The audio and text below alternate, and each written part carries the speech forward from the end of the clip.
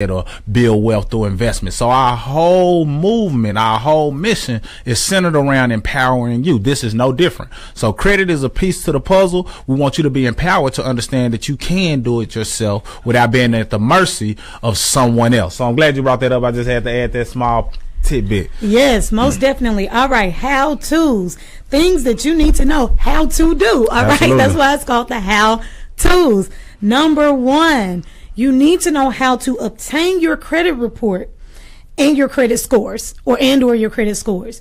You have to know how to obtain those things in order for you to know where you are. It's very important, you guys, that we know where we are. Some of us haven't even pulled our credit reports. Right. We haven't even pulled it for a lot of different reasons. We're scared of what we're going to see, right? We don't know what's going on with their credit. A lot of times we have high expectations of what we're going to see, or just being all out scared. You have to start somewhere. You have to know where you are in order to know where you're going. All right. Like Marcus said earlier. So you have to know how to obtain your credit report or your credit scores in order for you to take the first step. All right. So that is the first step. If you're ready for number two, give us a number two.